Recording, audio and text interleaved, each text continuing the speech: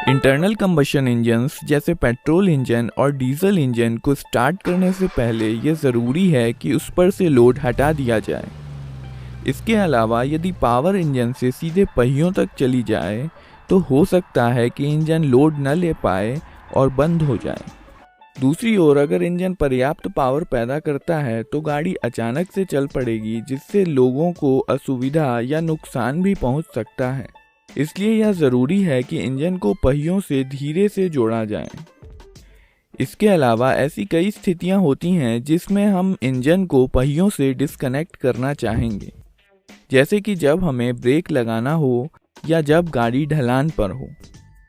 इसके अलावा गियर्स बदलने के लिए भी इंजन को ट्रांसमिशन सिस्टम से डिस्कनेक्ट करना ज़रूरी होता है। क्लच एक ऐसा मैकेनिज्म है जो ज़रूरत पड़ने पर इंजन को ट्रांसमिशन से कनेक्ट या डिस्कनेक्ट कर सकता है। इस वीडियो में हम देखेंगे कि गाड़ी में क्लच पैडल दबाने पर कैसे एक क्लच इंजन को ट्रांसमिशन सिस्टम से कनेक्ट या डिस्कनेक्ट कर देता है। जैसा कि हम जानते हैं कि पावर गाड़ी के इंजन में बनती है, जिसके कारण क्रैंकशाफ्ट घूमता है और क्रैंकशाफ्ट से पावर क्लच के माध्यम से गियर बॉक्स को ट्रांसमिट होती है।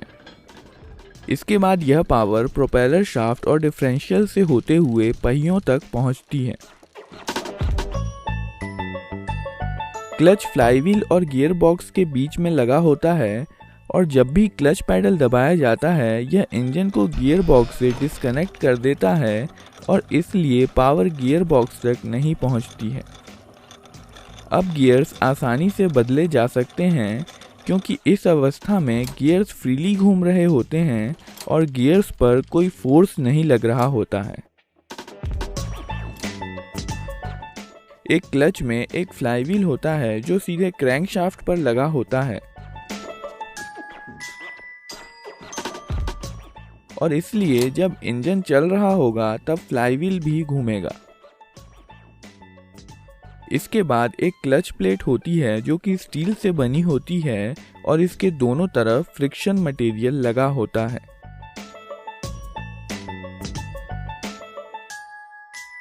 क्लच प्लेट एक स्प्लाइंट शाफ्ट पर लगी होती है और यह शाफ्ट पर आगे पीछे मूव कर सकती है।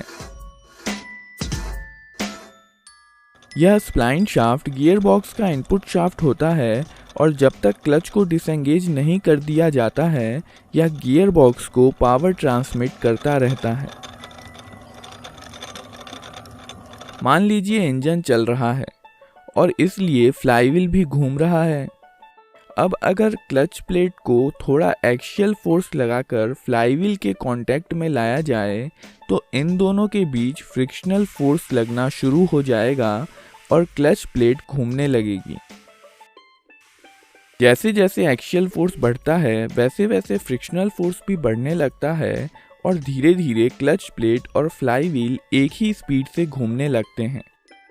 जब फ्लाईव्हील और क्लच प्लेट एक ही स्पीड से घूमने लगते हैं तब यह आपस में स्लिप नहीं करते और हम कह सकते हैं कि क्लच पूरी तरह से एंगेज्ड है। क्लच के एंगेजमेंट के लिए यह एक्सियल फोर्स प्रेशर प्लेट द्वारा लगाया जाता है। प्रेशर प्लेट को स्ट्रैप प्लेट की मदद से लचीले ढंग से क्लच कवर द्वारा सपोर्ट किया जाता है।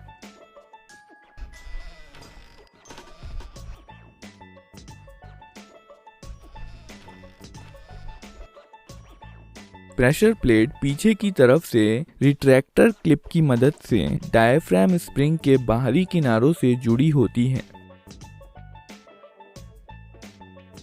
डायफ्राम स्प्रिंग एक डिस्क शेप का स्प्रिंग होता है जिसके बीच में एक छेद होता है और रेडियल डायरेक्शन में स्लॉट्स बने होते हैं।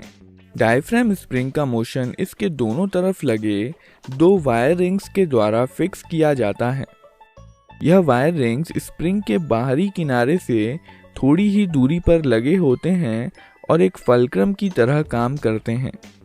इसलिए जब स्प्रिंग के सेंटर में एक्सियल फोर्स लगाया जाता है तो इसके बाहरी किनारे विपरीत दिशा में चले जाते हैं और जब फोर्स हटा दिया जाता है तो स्प्रिंग वापस पहले वाली स्थिति में चला जाता है।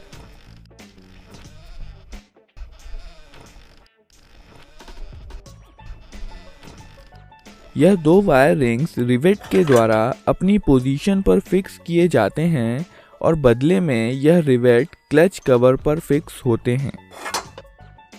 क्योंकि प्रेशर प्लेट डायफ्राम स्प्रिंग से जुड़ी हुई है, यह स्प्रिंग के बाहरी किनारे के साथ मूव करती है।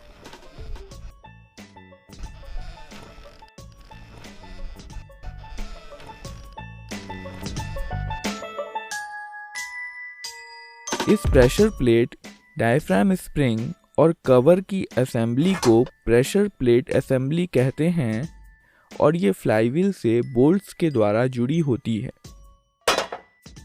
इसलिए फ्लाईव्हील और प्रेशर प्लेट असेंबली एक यूनिट की तरह काम करते हैं और एक ही स्पीड से घूमते हैं। फ्री कंडीशन में डायफ्राम स्प्रिंग कोन शेप का होता है, लेकिन जब कवर को फ्लाईव्हील से जोड़ा जाता है तब यह लगभग फ्लैट शेप में आ जाता है और यह प्रेशर प्लेट पर स्प्रिंग फोर्स लगाने लगता है। इसी फोर्स के कारण प्रेशर प्लेट क्लच प्लेट को फ्लाईव्हील पर दबा देती है और क्लच प्लेट पर दोनों तरफ से दबाव के कारण इस पर दोनों तरफ से फ्रिक्शनल फोर्स लगता है और यह घूमती है। जब क्लच पैडल दबाया जाता है, एक क्लच बियरिंग डायफ्राम स्प्रिंग के सेंटर को अंदर की तरफ धकेलती है। इसकी वजह से स्प्रिंग का बाहरी किनारा और इसलिए प्रेशर प्लेट बाहर की तरफ मूव करते हैं। इसलिए क्लच प्लेट पर से दबाव हट जाता है और यह फ्लाईव्हील से अलग हो जाती है। इसलिए अब क्लच प्लेट से कोई पावर ट्रांसमिट नहीं हो रही है और इंजन ट्रांसमिशन से अलग हो गया है। जब क्लच पैडल को रिलीज कर दिया जाता है तो क्लच प्लेट फ्लाईव्हील से वापस जुड़ जाती है और एक बार फिर से क्लच से पावर ट्रांसमिट होने लग जाती है। इंजन में फ्लक्चुएशन, अचानक से क्लच एंगेजमेंट या दूसरे किसी झटके का ट्रांसमिशन पर असर कम करने के लिए क्लच प्लेट में टॉर्शनल स्प्रिंग दी जाती हैं। गियर बॉक्स का इनपुट शाफ्ट स्प्लाइंड हब से जुड़ा होता है। वहीं रिटेनर प्लेट्स क्लच प्लेट पर फिक्स होती हैं। हब इन दोनों रिटेनर प्लेट्स के बीच में लगाया जाता है और कुछ हद तक घूम सकता है। टॉर्शनल स्प्रिंग को लगाने के लिए स्लॉट्स दिए जाते हैं। इस प्रकार जब क्लच एंगेज होता है तो क्लच प्लेट के घूमने के कारण पहले स्प्रिंग्स हब पर कंप्रेस होती हैं और फिर यह हब पर फोर्स लगाने लगती हैं, जिसके कारण हब घूमता है।